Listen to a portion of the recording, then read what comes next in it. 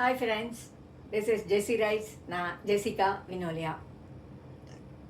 புதுசாக திருமணமானவங்க கணவனும் மனைவியுமா நிறைய பிரச்சனைகளை சந்தித்தாங்க. ஆகையினால அவங்கள ஒரு கவுன்சிலர்கிட்ட அனுப்புனாங்க. அங்கே அந்த பொண்ணு சொன்னது என்னன்னா, நான் எதிர்பார்த்த மாதிரி இவர் இல்லை அப்படின்னு. அப்போ உடனே அந்த பையன் ரொம்ப கோவமாக, நான் எதிர்பார்த்த மாதிரி இவங்க இல்லை அப்படின்னு அவங்க சொன்னாங்க. நீங்கள் என்ன எதிர்பார்த்தீங்க அப்படின்னு கவுன்சிலர் கேட்டதுக்கு அவங்க சொன்னாங்க, நான் அப்படி எதிர்பார்த்தேன், இப்படி எதிர்பார்த்தேன், அப்படியெல்லாம் இருப்பாருன்னு நினச்சேன், ஆனால் அப்படி அவங்க இல்லை அப்படின்னு ரெண்டு சைட்லேருந்துமே சொன்னாங்க. நீங்கள் எந்த பேஸில் இதையெல்லாம் அவங்கக்கிட்ட எதிர்பார்த்தீங்க அப்படின்னு கேட்டதுக்கு ரெண்டு பேர்கிட்டையும் பதில் இல்லை, சரியான பதில் இல்லை. ஏன்னா இது இவங்களாவே நினச்சிக்கிட்ட ஒரு கற்பனை. இவங்களாம் நினச்சிருக்காங்க, இந்த பையன் இப்படி இருப்பார், என்ன விஷயங்களை செய்வார், என்ன விஷயத்தில் கோஆப்ரேட் பண்ணுவார் அப்படின்னெல்லாம் இந்த பொண்ணு நினச்சிருக்காங்க. அதே மாதிரி இந்த பையனும் தனக்குத்தானே சில அசம்ஷன்களை கொண்டு வந்திருக்காங்க. அதனால அது ரெண்டும் மேட்ச் ஆகலாம். லைஃப்பில் நாம் எப்போவுமே நிறைய பேர்கிட்ட இது மாதிரி சில விஷயங்களை நம்மளாக நினச்சிக்கிட்டு எதிர்பார்க்கணும். உறவுகள், ஃப்ரெண்ட்ஸ் எல்லாத்துக்கும் இடையிலேயும் இந்த மிஸ் மேட்ச் வர்றதுக்கு இது ஒரு முக்கியமான காரணம்.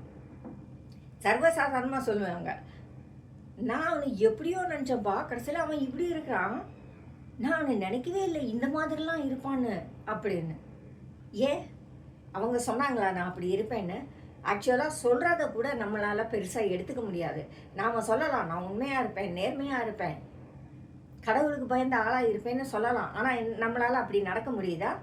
ஸோ நாம் சொல்கிறத கூட நம்மளால் முழுசாக செய்ய முடியாது. அப்படி இருக்கும்போது சம்மந்தமே இல்லாமல் நம்மளா சில கற்பனைகளை, நம்மளா சில எதிர்பார்ப்புகளை உருவாக்கிக்கிட்டு அதுக்கு ஏற்றபடி எதிராளி இருக்கணும்னு நினைக்கிறது நியாயமா?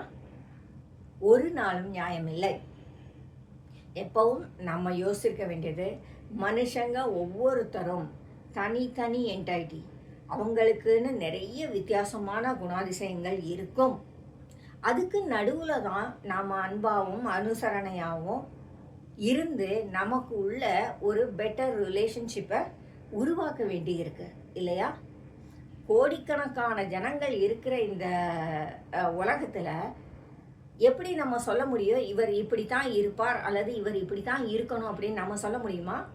உங்களுக்கோ எனக்கோ ஒருத்தர் நீங்கள் இப்படி தான் இருக்கணும், இப்படிலாம் இருக்கக்கூடாது அப்படின்னு சொன்னால் நம்ம என்ன சொல்லுவோம்? பயா வர வேலை இல்லை அப்படி தானே சொல்லுவோம். எனக்கு எது நியாயமோ அதை நான் செய்வேன் சொல்லுவோம் இல்லையா? இந்த ரைட் எல்லாருக்கும் இருக்குது இல்லையா? நம்ம சந்திக்கிற ஒவ்வொருத்தருக்கும் அவங்களுக்குன்னு வாழ்க்கைக்கான திட்டங்கள் இருக்குது, எதிர்பார்ப்புகள் இருக்குது, நோக்கங்கள் இருக்குது. அதன்படி அவர்கள் வாழ்ந்து கொண்டு இருக்கிறார்கள் நம்மளை மாதிரியே. அதுதான் நம்ம புரிஞ்சுக்கணும். அப்படி இருக்கும்போது ஒருத்தருக்கு ஒருத்தர் அட்ஜஸ்ட் பண்ணி போகிறதுக்கான என்னென்ன பாயிண்ட்ஸ் இருக்கோ அந்த இடத்துல அட்ஜஸ்ட் பண்ணி போகிறதும், முரண்படுகிற இடங்களில் அதை அன்போடு கடந்து போகிறதும் தான் நம்ம வாழ்க்கைக்கு நல்லது. இல்லையானா என்ன ஆகும்? எல்லாரோடையும் நாம் சண்டை போட்டுக்கிட்டே இருப்போம். அவன் சரியில்லை, இவன் சரியில்லை, நீ என்ன நான் சொல்கிறதையே கேட்க மாட்டேங்கிற, இப்படின்னு எல்லாருக்கூடையும் சண்டை போடுவோம்.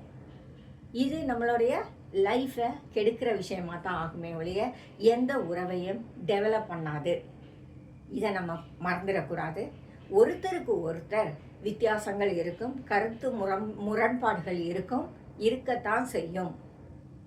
அதையும் தாண்டி நம்மளுடைய அன்பும் சிநேகிதமும் நம்மளுடைய உறவுகளும் வளர்கிறதுக்கு நாம் தான் முயற்சி எடுக்கணும். ஆகையினால நான் அப்படி எதிர்பார்த்தேன், அவங்க அப்படி இல்லை, இப்படி எதிர்பார்த்தேன், அவங்க இப்படி இல்லை அப்படின்னு தயவு செஞ்சு சொல்லாதீங்க. உங்கள் எதிர்பார்ப்புகளுக்கு யாராலையும் ஃபிட்டாக முடியாது. அது உங்களோட கனவு, அவங்களோட நிஜம் கிடையாது இல்லையா? அதை மறந்துடாதீங்க. நம்ம எல்லாருக்குமே ஒரு தனித்தனி நிஜம் இருக்குது. அது அடுத்தவங்களுடைய கனவுகளோட ஒத்து போகாது. ஜெசிகா வினோலியா, ஜெசி ரைட்ஸ்.